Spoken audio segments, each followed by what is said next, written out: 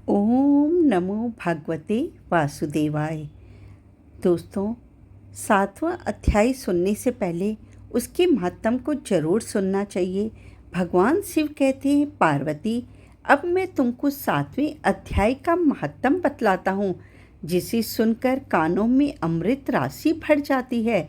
पाटलिपुत्र नामक एक दुर्गम नगर है, जिसका गोपुर द्वार बहुत ही ऊंचा है। उस नगर में शंकुकर्ण नामक एक ब्राह्मण रहता था। उसने वेश्यावृत्ति का आश्रय लेकर बहुत धन कमाया, किंतु न तो कभी पितरों का तर्पण किया और न देवताओं का पूजन किया। वह धनोपार्जन में तत्पर होकर राजाओं को ही भोज दिया करता था। एक समय की बात है, उस ब्राह्मण ने अपना चौथा विवाह करने के लिए पुत्रों और बंधुओं के साथ यात्रा की। मार्ग में आधी रात के समय जब वह सो रहा था, एक सर्प ने कहीं से आकर उसकी बाह में काट लिया। उसके काटते ही ऐसी अवस्था हो गई कि मणि मंत्र और औषधि आदि से भी उसके शरीर की रक्षा असाध्य जान पड़ती थी। तत्पश्चात कुछ ही क्षणों में उसके प्राण पखेरु उड़ गए। फिर बहुत समय के बाद वह प्रेत सर्प योनि में उत्पन्न हुआ। उसका चित्त धन की वासना में बंधा था। उसने पूर्व वृत्तांत को स्मरण करके सोचा, मैंने जो घर के बाहर करोड़ों की संख्या में धन गड़ा रखा है, उससे इन पुत्रों को वंचित करके स्वयं ही उसकी रक्षा करूंगा। एक दिन सांप की योनि में पीड़ित होकर पिता ने स्वप्न में अपने पुत्रों के समक्ष आकर अपना मनोभाव बताया। तब उसके निरंकुश पुत्रों ने सवेरे उठकर बड़े विस्मय के साथ एक दूसरे से स्वप्न की बात कही। उनमें से मझला पुत्र कुदाल हाथ में लिए घर से बाहर निकला और जहाँ उसके पिता सर्प योनि धारण करके रहते थे, उस स्थान पर गया। यद्यपि उसे धन के स्थान का ठीक ठीक पता नहीं था, तो भी उसने चिन्हों से उसका ठीक निश्चय कर लिया और लोभ बुद्धि से वहां पहुंचकर बाम्बी को खोदना आरंभ कर दिया। तब उस बाम्बी से बड़ा भयानक सांप प्रकट हुआ और बोला, ओ मूढ़, तू कौन है? किस लिए आया है और क्यों बिल खोद रहा है? अथवा किसने तुझे भेजा है?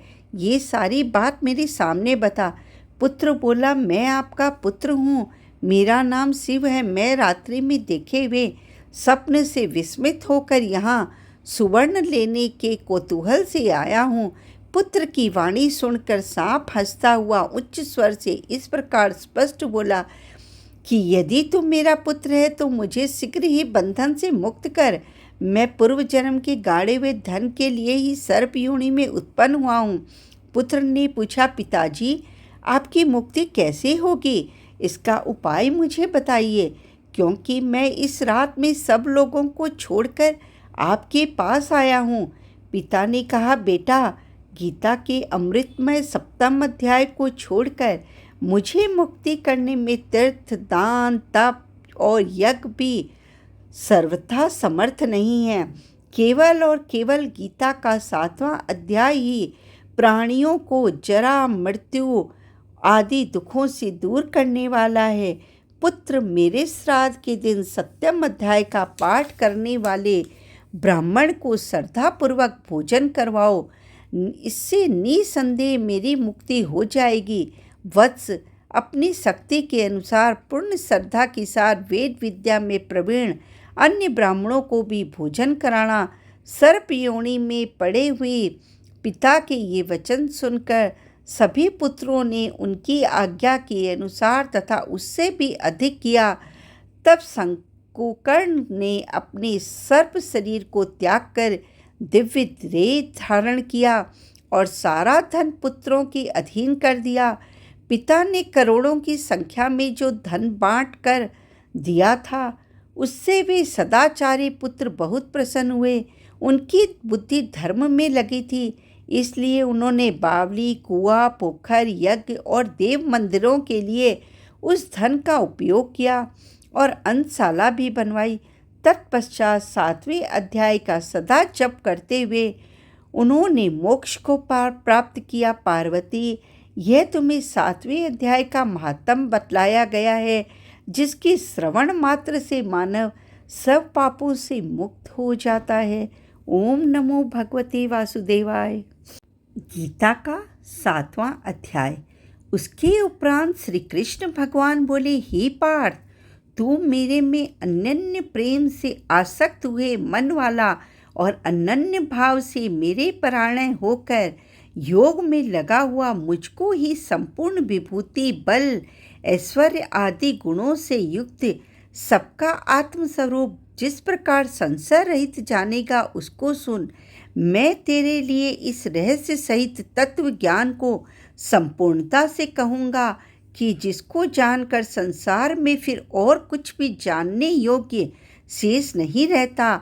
हजारों मनुष्यों में कोई ही मनुष्य मेरी प्राप्ति के लिए यत्न करता है, और उन यत्न करने वाले योगियों में भी कोई ही पुरुष मेरे परायण हुए मेरे को तत्व से जानता है, अर्थात यथार्थ मर्म से जानता है।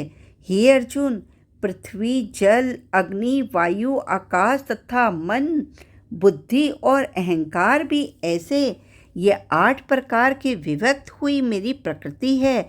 ये 8 प्रकार के भेदों वाली तो अपरा है, अर्थात मेरी जड़ प्रकृति है।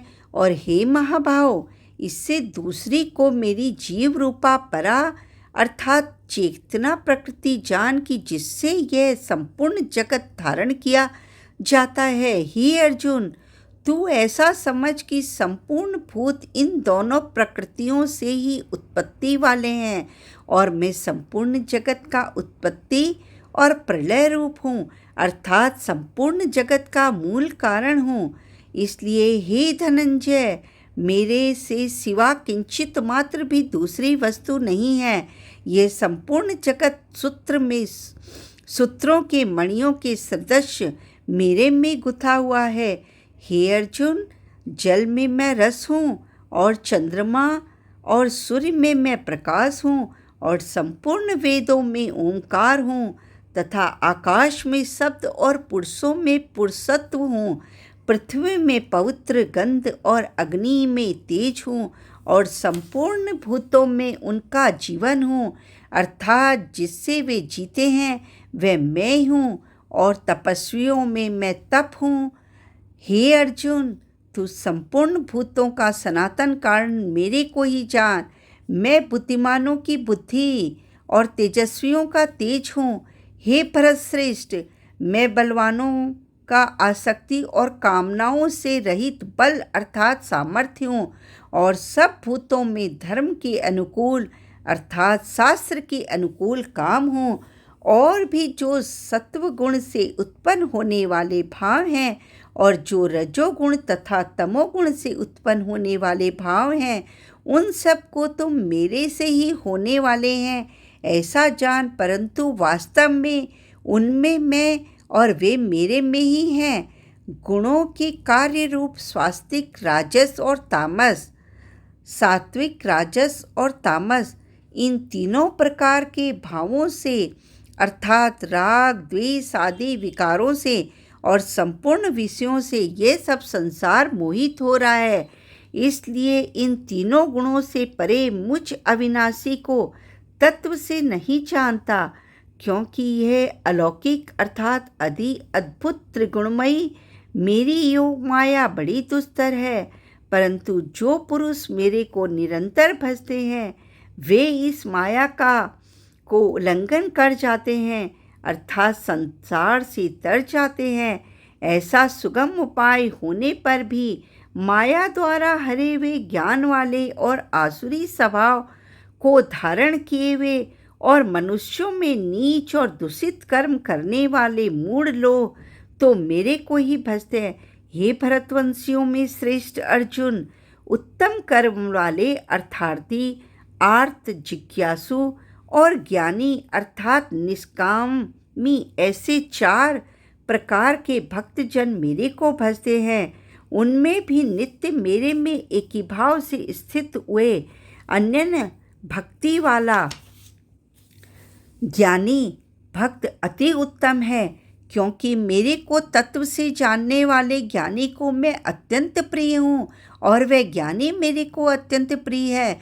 यद्यपि ये सभी उदार है अर्थात श्रद्धा सहित मेरे भजन के लिए समय लगाने वाले होने से उत्तम है, परंतु ज्ञानी तो साक्षात मेरा स्वरूप है, ऐसा मेरा मत है। क्योंकि वह स्थिर बुद्धि ज्ञानी भक्त अति उत्तम गति स्वरूप मेरे में ही अच्छी प्रकार स्थित है। जो बहुत जन्मों के अंत के जन्म में तत्व ज्ञान को प्राप्त हुआ ज्ञानी सब कुछ वासुदेव ही है, अर्थात वासुदेव के सिवा अन्य कुछ भी नहीं है, इस प्रकार मेरे को भजते हैं।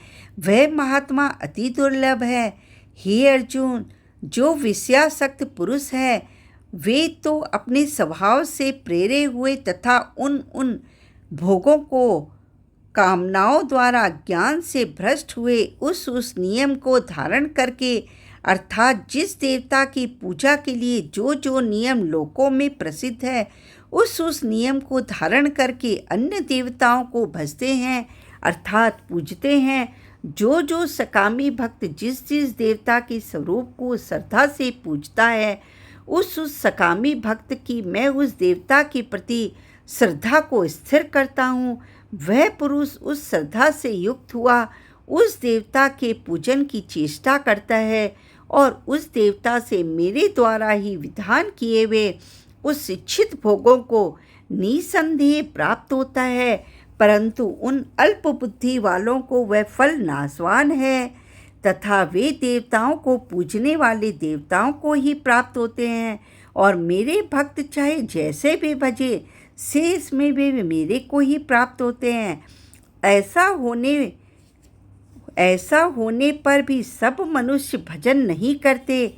इसका कारण यह है कि बुद्धिहीन पुरुष मेरे अनुत्तम अर्थात जिससे उत्तम और कुछ भी नहीं है ऐसे अविनाशी परम भाव को अर्थात अजन्मा अविनाशी हुआ भी अपनी माया से प्रकट होता है, ऐसे प्रभाव को तत्व से न जानते हुए मन इंद्रियों से परे मुझ सच्चिदानंद परमात्मा को मनुष्य की भांति जन्म कर व्यक्ति भाव को प्राप्त हुआ मानते हैं। अपनी योग माया से छुपा हुआ मैं सबके प्रत्यक्ष नहीं होता हूँ, इसलिए यह अज्ञानी मनुष्य मुझ जन्म रहित अविनाशी परमात्मा को तत्व से नहीं जानता अर्थात मेरे को जन्मने मरने वाला समझता है। हे अर्जुन, पूर्व में व्यतीत और वर्तमान में स्थित तथा आगे होने वाले सब भूतों को मैं जानता हूँ, परंतु मेरे को कोई भी श्रद्धा भक्ति रहित पुरुष नहीं जानता। क्योंकि हे भरतवंशी अर्जुन, संसार में इच्छा और द्वेष से उत्पन्न हुए सुख दुख द्वंद्व रूप मोह से संपूर्ण प्राणी अति अज्ञानता को प्राप्त हो रहे हैं, परंतु निष्काम भाव से श्रेष्ठ कर्मों का आचरण करने वाले जिन पुरुषों का पाप नष्ट हो गया है वे राग द्वेष द्वंद्व मोह से मुक्त हुए दृढ़ निश्चय वाले पुरुष मेरे को सब प्रकार से भजते हैं। जो मेरे शरण होकर जरा और मरण से छूटने के लिए यत्न करते हैं वे पुरुष उस ब्रह्म को तथा संपूर्ण अध्यात्म को और संपूर्ण कर्म को जानते हैं। जो पुरुष अधिभूत और अधिदेव सहित अधियज्ञ के सहित सबका आत्मरूप मेरे को जानते हैं अर्थात भाप बादल धूप पानी और बर्फ यह सभी जल स्वरूप है, वैसे ही अधिभूत अधिदेव और अधियज्ञ आदि सब कुछ वासुदेव स्वरूप है। ऐसा जो जानते हैं वे युक्ति चित्त वाले पुरुष अंतकाल में भी मुझको ही जानते हैं अर्थात प्राप्त होते हैं। बोलो श्री हरि विष्णु भगवान की जय। ओम नमो भगवते वासुदेवाय।